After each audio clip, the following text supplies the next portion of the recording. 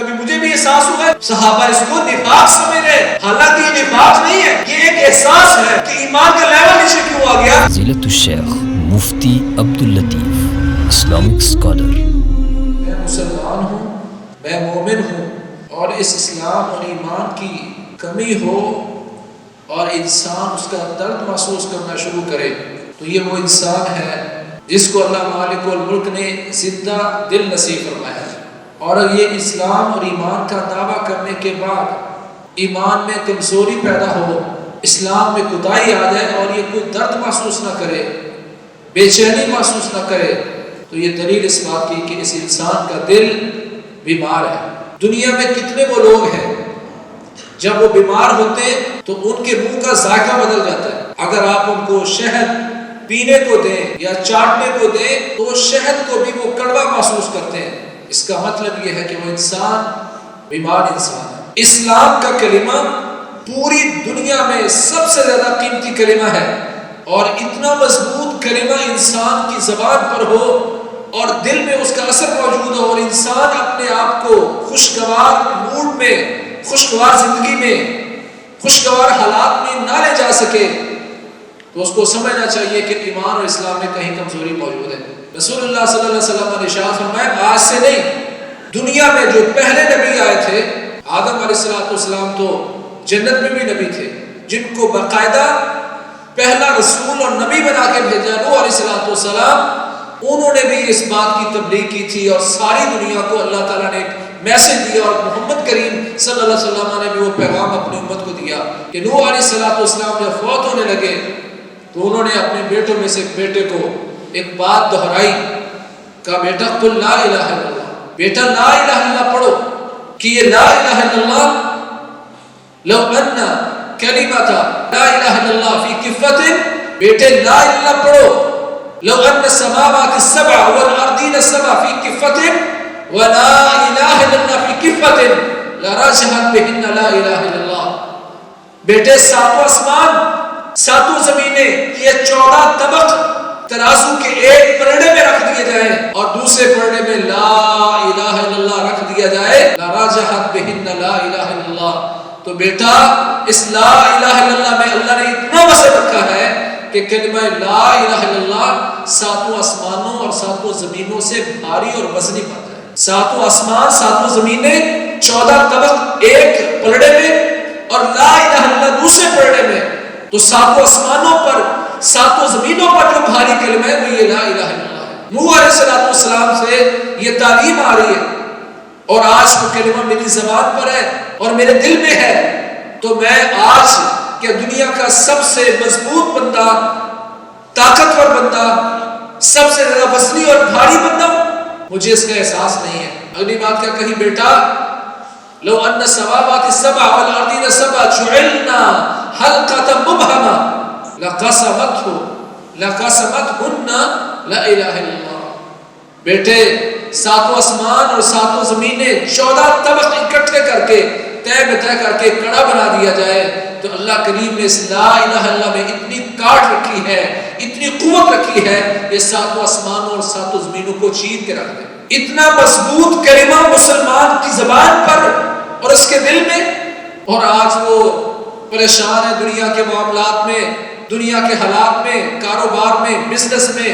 اللہ مالک الملک نے اس ایمان کی قوت سے دنیا کی رسوائیاں دور کرنی ہے۔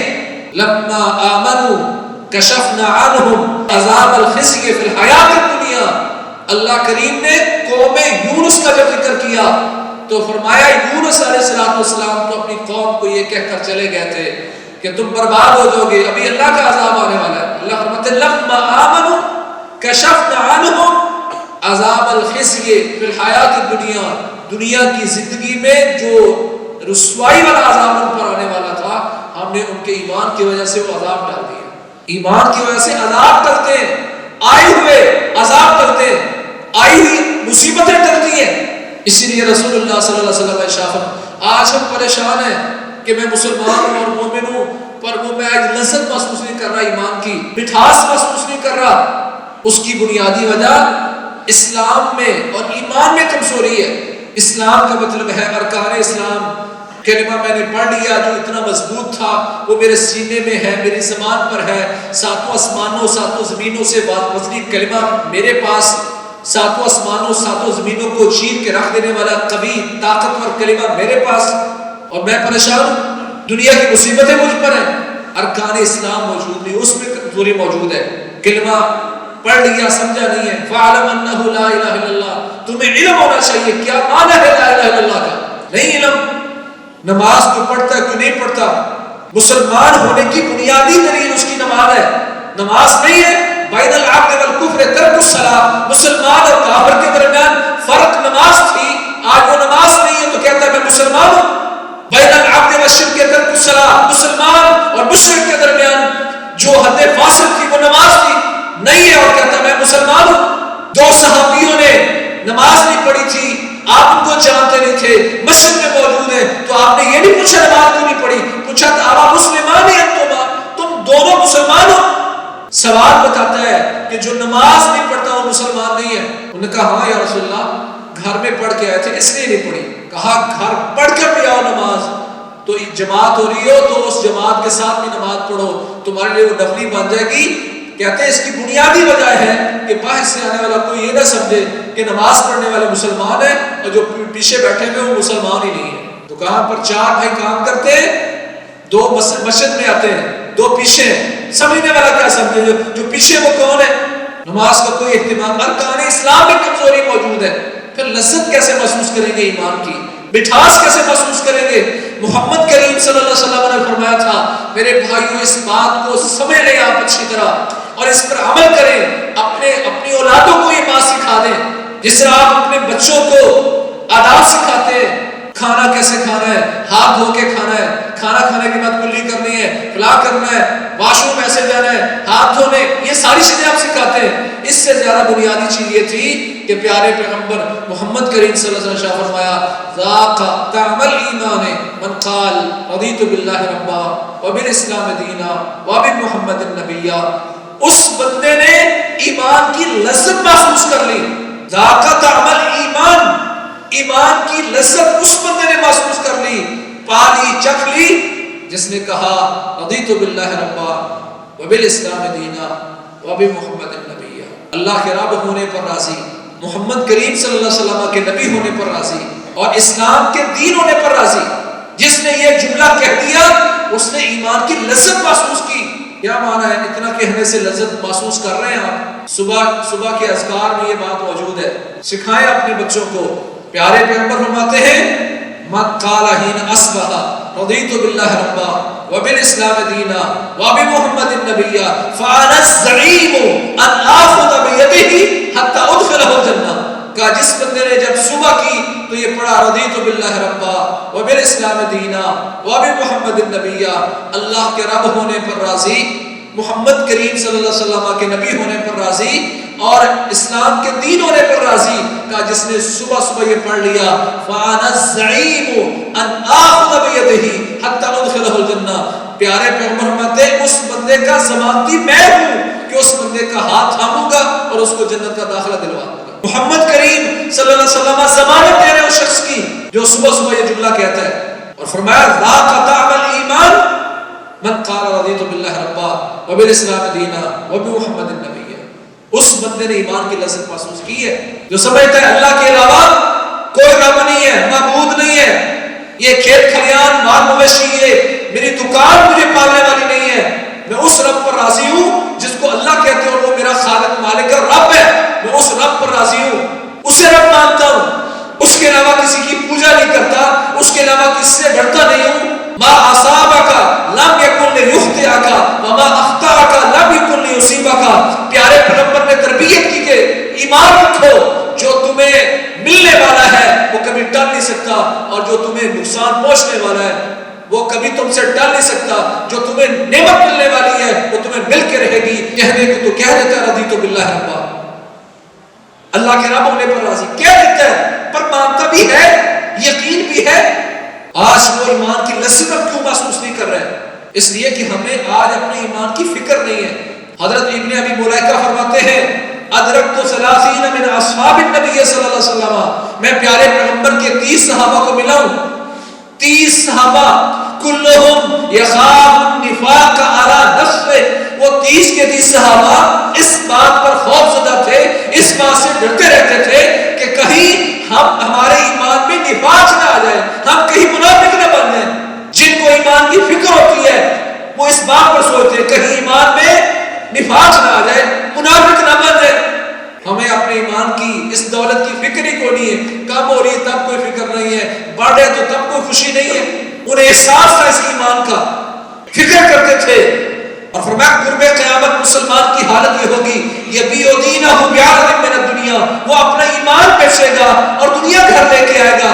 ایمان بیچ رہا ہے مسلمان، اس کو فکر ہی کوئی نہیں۔ جن کو فکر تھی ان کی سوچیں کچھ مختلف تھی۔ مدینے کی گلیوں میں حضرت حنظلہ رضی اللہ تعالیٰ عنہ اعلان کر رہے ہیں، لوگوں نافق حنظلہ، نافق حنظلہ، لوگوں میں حنظلہ منافق ہو گیا ہوں، میں حنظلہ منافق ہو گیا ہوں۔ کبھی ہم میں یہ احساس پیدا ہوا ہو؟ عبداللہ بن مسعود رضی اللہ تعالیٰ فرمایا کرتے تھے ما ندمت علی شیء کندمی علی یوم غربت فیہ شمسہ ونقص فیہ من اجلی ولم یزد فیہ من عملی۔ پریشان ہوتا ہوں اس دن پر جس دن کا سورج غروب ہو گیا، میری زندگی کا ایک دن کم ہو گیا، میں قبر کے قریب ہو گیا۔ جو کام میں نے کل کیے تھے اگر آج اس میں اضافہ نہیں کر سکا تو جتنا میں اس دن پر شرمندہ ہوتا ہوں کسی چیز پر شرمندہ نہیں ہوتا۔ ساتھیوں میں اعتراف کر رہے ہیں جو اعمال میں نے کل کیے تھے اگر آج اس میں اضافہ نہیں کر پایا، جتنی شرمندگی اس دن پر ہوتی ہے کسی چیز پر شرمندگی نہیں ہوتی۔ مجھے تو اس بات پر پریشانی ہوتی ہے کل میں نے 1.5 لاکھ کمایا تھا، آج میری 1.5 لاکھ روپے کیوں ہے؟ جن کو ایمان کی فکر تھی، جن کو جو ایمان کی لذت محسوس کرتے تھے، ان کی کیفیت یہ تھی جو نیکی میں نے کل کی اگر آج اس میں اضافہ نہیں کر سکا تو مجھے شرمندگی اس دن پر، پریشان ہوں اس دن پر۔ نافق حنظلہ، لوگوں میں حنظلہ منافق ہو گیا ہوں، میں حنظلہ منافق ہو گیا ہوں۔ سامنے سے ابوبکر رضی اللہ تعالیٰ تشریف لائے، حنظلہ کیسے منافق ہو گیا؟ کہتے ہیں ابوبکر میں محمد کریم صلی اللہ علیہ وسلم کے پاس جب جا کے بیٹھتا ہوں تو ایمان کا لیول یہ ہوتا ہے اس طرح لگتا ہے جیسے جنت اپنی آنکھوں سے دیکھ رہے ہیں، جہنم کا خوف ہوتا ہے، ایسے لگتا ہے جیسے جہنم ہمارے سامنے اور ہم اس سے بچنے کی کوشش کر رہے ہیں۔ لیکن جب گھر لوٹ آتا ہوں، اپنی بیوی بچوں میں آ جاتا ہوں، کاروبار میں واپس آ جاتا ہوں تو ایمان کا لیول وہ نہیں رہتا، ایمان کی کیفیت وہ نہیں رہتی، میں سمجھ رہا ہوں کہ یہ نفاق ہے۔ ایمان وہ نہیں ہے جو محمد کریم صلی اللہ علیہ وسلم کی مجلس میں تھا، آج وہ ایمان نہیں ہے میرے گھر میں واپس آیا ہوں تو ایمان وہ نہیں ہے۔ نماز پڑھ کے جاتا ہوں، دعا مانگ کے جاتا ہوں، خوش ہو کے جاتا ہوں، دکان پر جا کر اگر ایمان کا لیول یہ نہیں رہتا تو کبھی مجھے بھی احساس ہوا ہے۔ صحابہ اس کو نفاق سمجھ رہے ہیں، حالانکہ یہ نفاق نہیں ہے، یہ ایک احساس ہے کہ ایمان کا لیول نیچے کیوں آ گیا، ایمان کا گراف نیچے کیوں آ گیا۔ اذا سرت کا حسناتک وساءت کا سیئاتک فانت مؤمن۔ پیارے پیغمبر فرماتے ہیں میری امت کے لوگوں اپنے آپ کو پہچاننا ہو کہ تم مومن ہو کہ نہیں، حقیقی مومن ہو کہ نہیں، تو علامت یہ ہے جب تمہاری نیکی تمہیں لطف دینا شروع کر دے، سکون دینا شروع کر دے، راحت محسوس کرو اور تمہارا گناہ تمہیں پریشان کر دے، تب جا کے تم مومن ہو۔ ایمان کی وجہ سے تو مصیبتیں ٹلتی ہیں۔ یونس علیہ السلام کو اللہ نے نجات دی تو کہا کذالک ننجی المؤمنین، مومنوں کو ہم اسی طرح نجات دیتے ہیں۔ کس طرح نجات دیتے ہیں؟ کشتی سے سمندر میں، سمندر سے مچھلی کے پیٹ میں اور وہاں سے نکالا۔ اللہ کہتے ہیں مومن اس سے بھی بڑی مصیبت میں پھنسا ہوتا ہے تو ہم مومنوں کو اسی طرح نجات دیتے ہیں۔ تو بنے تو صحیح مومن، قسم اللہ کی عقل نہیں مانتی اس بات کو پر ایمان مانتا ہے۔ رسول اللہ صلی اللہ علیہ وسلم نے ارشاد فرمایا، صحیح البخاری کی حدیث ہے، تم سے پہلی امتوں میں امت محمد صلی اللہ علیہ وسلم سب سے افضل ہے، ایمان بھی ان کا سب سے مضبوط ہے، پر آپ مثالیں دے کے صحابہ کو سمجھا رہے ہیں کہ پہلے لوگوں کے ایمان کا لیول دیکھو، تم نے اس سے آگے جانا ہے، تم سے بہتر قوم ہو۔ کہ تم سے پہلی امتوں میں ایک شخص تاجر تھا، دریا پار کاروبار کرنے گئے، اس نے بڑا سودا کیا اور اس سودے میں اس کے پاس سے 1000 دینار کم ہو گئے۔ 1000 دینار 2.25 کروڑ روپے سے زیادہ بنتا ہے اگر آج اس کا ریٹ لگایا جائے، ہو سکتا ریٹ بڑا تو 2.5 کروڑ سے بھی زیادہ ہو۔ 2.5 کروڑ روپے چاہیے اس بندے کو۔ سامنے ایک بندہ آ رہا ہے جو لگتا ہے کہ یہ مومن ہے، کہنے لگا بھائی میں یہاں اجنبی ہوں، تجارت کے لیے آیا ہوں, 1000 دینار چاہیے. 1000 دینار. کہا ہاں اجنبی ہوں, آپ کے لوگ علاقے میں مسافر ہوں, 1000 دینار چاہیے اور ایمان کے واسطے سے میں تجھ سے مانگتا ہوں. اس نے کہا ٹھیک ہے, واسطہ اتنا بڑا ہے انکار کر ہی نہیں سکتا.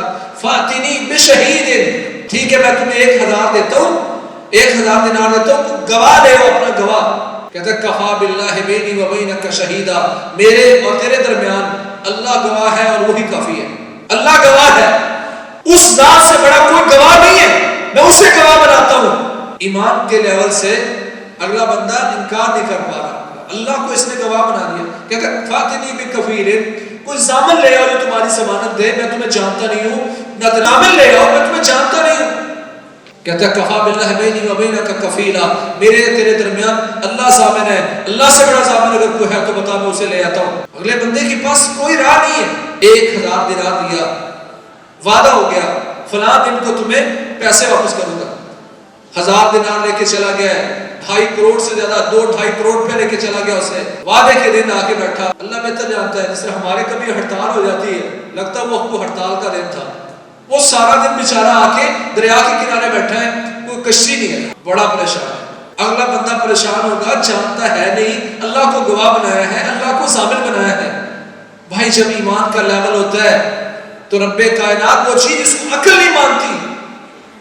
پھر میں ایک بات آئی, ایک صحیح بخاری وغیرہ کی روایت ہے, کوئی حکایت نہیں ہے, قصہ کہانی نہیں ہے, رسول اللہ صلی اللہ علیہ وسلم کی حدیث ہے. صحابہ کو سمجھا رہے ہیں کہ جب ایمان ہوتا ہے تو اللہ کریم وہ چیز جس کو عقل نہیں مانتی اللہ کیسے پورا کرتا ہے. لکڑی لی, اس میں سوراخ کیا, 1000 دینار اس میں ڈالے اور ایک روپیہ لکھا. کہا بھائی جان مجھے معاف کرنا, میں خود آنے والا تھا تیرے پاس پیسے لے کے, مگر آج مجھے کشتی کوئی نہیں ملی, تو یہ تیری امانت تیری طرف بھیج رہا ہوں. یہ کہہ کر اس نے وہ لکڑی ایک طرف رکھی, اللہ سے مخاطب ہوا, کہتا یا اللہ جو میرے پاس میں تھا وہ میں نے کر دیا. میں آیا تھا, تجھے گواہ بنایا ہے, تجھے ضامن بنایا ہے. یا اللہ تجھے تیری ضمانت کو قبول نہیں کرے گا, تیری گواہی کو قبول نہیں کرے گا. جب بندے تیری گواہی پیش کریں گے تو کہیں گے ہوتا ایسا ہے. یا اللہ جو میرے پاس میں تھا وہ میں نے کر دیا, اب اس کے بعد اللہ تیرے ذمہ ہے کہ یہ تو کیسے پہنچاتا ہے. بسم اللہ کر کے دریا میں اس نے لکڑی پھینک دی. 2.5 کروڑ روپیہ اس نے کشتی میں جانے کی بجائے, خود لے جانے کی بجائے کل دے دوں گا یہ نہیں کہا, کہا وعدہ آج کر. ہم ہوتے تو کہتے کوئی مسئلہ نہیں, کل چلے جائیں گے, ٹیلی فون کر دیتے ہیں. کہا نہیں وعدہ آج کر. لکڑی دریا میں پھینکی اور مطمئن ہو کے جا کے سو گیا. ہم بھی اپنے ایمان کا لیول چیک کریں. 10 روپے کا نوٹ پھینک کے دیکھیں کسی چھوٹی سی نہر میں, ادھر سے ادھر جاتے ہیں. دریاؤں اور سمندروں کی بات تو دور کی ہے, دنیا پر علوم دیکھنا چاہتے ہیں, بلندیاں دیکھنا چاہتے ہیں, غلبے دیکھنا چاہتے ہیں, عزت دیکھنا چاہتے ہیں, اور ایمان کا لیول ہی کوئی نہیں. وَأَنْتُمُ الْأَعْلَوْنَ إِن كُنتُم مُؤْمِنِينَ, مومن بن کے دکھاؤ, پھر دیکھو تمہیں بلندیاں کیسے دیتا ہوں. رسوائیاں نہیں ہوگی, نجات ہوگی. كَذَلِكَ نُنْجِي الْمُؤْمِنِينَ, مومنوں کو اسی طرح نجات دیتے ہیں جو ان کے تصور سے بالاتر ہوتی ہے. واپس آ کے سو گیا. اگلا بندہ بیچارہ پریشان ہے, بندہ اجنبی تھا, گواہ اللہ کو بنایا ہے, ضامن اللہ کو بنایا ہے, پتہ نہیں آئے گا کہ نہیں آئے گا. وہ بیچارہ کھڑا ہے, دل زور زور سے دھڑک رہا ہے. شام کو واپس آنے لگا, فنظر الى الخشب, اسے ایک لکڑی نظر آئی. سوچنے لگا آیا ہوں, چلو لکڑی اٹھا کے لے جاتا ہوں, ادھر بنے گا. فلما نشرها وجد المال, جب اس کو چیرا تو اس میں اس کا 1000 دینار بڑا رکا موجود ہے. دل کو تسلی ہو گئی, رکا بھی مل گیا ہے. 1000 دینار کے ساتھ رکا لکھنے کا مقصد تھا کہ میں نہیں بھیجا ہے, کہیں وہ سمجھے کہ کسی اور کا 1000 دینار میرے ہاتھ لگ گیا. رکا مل گیا, خوش ہو گیا. اس نے اگلے دن پہلی کشتی پکڑی اور اس کے پاس پہنچ گیا. اصولی طور پر تو اس کو یقین ہونا چاہیے تھا, اور تھا بھی, لیکن احتیاطاً چلا گیا کہ کوئی دلیل تو نہیں ہے کہ اس کے پاس پہنچ گیا. اگلے بندے کے ایمان کا بھی امتحان ہے. پہنچا وہاں, کہتا بھائی معاف کرنا, کل کشتی کوئی نہیں ملی تھی, تیرا 1000 تمہیں دینے آیا ہوں.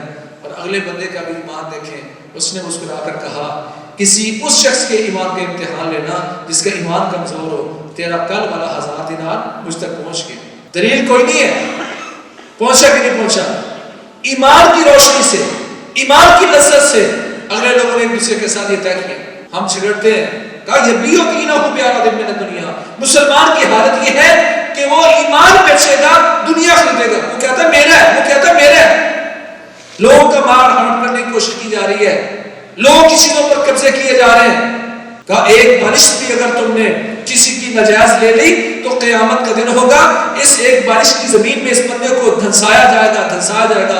ساتوں زمینیں جب نیچے پہنچ جائے گا تو پھر یہ ساتوں زمینیں اکٹھی کر کے اس کے گلے میں توق ڈال کر اس کو بول ڈالا جائے گا, اٹھا وہ چیز جو دنیا میں تو نے کسی کی ناجائز قبضے میں. جن کا ایمان ہوتا ہے وہ اور طرح سے سوچتے ہیں. صحیح بخاری وغیرہ کی روایت ہے, ایک شخص نے کسی سے مکان خریدا, مکان جب کھودا نئی تعمیر کرنے کے لیے تو اس میں ایک گھڑا نکلا, مٹکا ملا جو سونے سے بھرا ہوا تھا.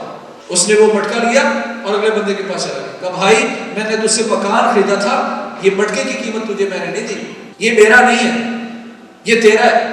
اگلا بندہ کہتا ہے نہیں, میں نے مکان اور جو کچھ مکان میں تھا وہ سارا کچھ تمہیں بیچا اور میں نے قیمت لے لی, یہ میرا نہیں ہے تیرا ہے. وہ کہتا ہے تیرا ہے, وہ کہتا ہے تیرا ہے. ہماری لڑائی کیا ہے؟ وہ کہتا ہے میرا ہے, وہ کہتا ہے میرا ہے. کوئی فیصلہ نہیں ہو رہا. وہ اس کے دامن میں پیسے نہیں ہیں, ایک مٹکا سونے کا ہے, خوشی سے دے رہا, رکھ لیتا تو اس کا ہی تھا. کہا نہیں میرا نہیں ہے, ایمان ہے. کوئی فیصلہ نہیں ہو رہا, حتیٰ کہ کسی بندے کے پاس فیصل کے پاس چلے گئے کہ فیصلہ کرو پیسے کس کو ملیں گے, یہ سونا کس کو ملے گا. اس نے ساری بات سننے کے بعد کہا تمہاری اولاد میں کیا ہے, تمہاری اولاد میں, ایک نے کہا میرا بیٹا ہے, دوسرے نے کہا میری بیٹی ہے. کہا ان دونوں کی شادی کر دو, یہ ان کو دے دو, تمہارا گھر میں رہ جائے گا. فیصلہ ہی نہیں ہو پایا کہ اس کو دینا ہے کہ اس کو دینا ہے. ایمان یوں ہوتا ہے. اور کہا قرب قیامت مسلمان کی حالت کیا ہوگی, یبیع دینہ بعرض من الدنیا, وہ 100 روپے کی خاطر اپنا ایمان بیچ دے گا, 1000 روپے کی خاطر ایمان بیچے گا, حرام کھائے گا, جیب میں ڈالے گا جو اس کا نہیں ہے. پھر سکون کہاں سے ملے, مٹھاس کیسے ملے؟ اگر ایمان کی لذت پانا چاہتے ہو تو ایمان اس طرح کر کے دیکھو. پھر دیکھو لذتیں کیسے محسوس ہوتی ہیں, رات کو نیند کیسے آتی ہے. پیسہ کچھ نہیں بھی ہاتھ آ سکا, تجارت اچھی نہیں بھی ہو سکی, دکان کی آج سیل اچھی نہیں بھی ہو سکی, پریشانی کوئی نہیں ہوگی جب ایمان کی لذت محسوس ہوگی, کیونکہ ایمان کی لذت سب سے عظیم لذت ہے. محترم بھائیوں, آج اسی ایمانی کمزوری کی وجہ سے ہم پریشان ہیں. کوشش کریں گے ہم کہ اس موضوع کو ہم چلائیں کہ ایمان کی لذت ہم کیسے محسوس کر سکتے ہیں, کیسے مل سکتی ہے, دنیا کی یہ پریشانیاں کیسے دور ہو سکتی ہیں ایمان کی مٹھاس ملنے سے, اور ایمان کی مٹھاس کیسے ملے گی, اس پر ہم بات کریں گے. اللہ کریم ہمیں ایمان کی لذت محسوس فرمائے. اللہ تعالیٰ ہمیں وہ ایمان دے جس کی لذت ہم دنیا میں محسوس کریں, جس کی حلاوت مٹھاس دنیا میں محسوس کریں, اور آخرت میں جنت الفردوس جانے والے بن جائیں. فاقول قولی ھذا واستغفر لي ولکم سبحانک اللہم وبحمدک. خیر کی بات آگے شیئر کیجیے اور اپنے لیے صدقہ جاریہ بنائیے.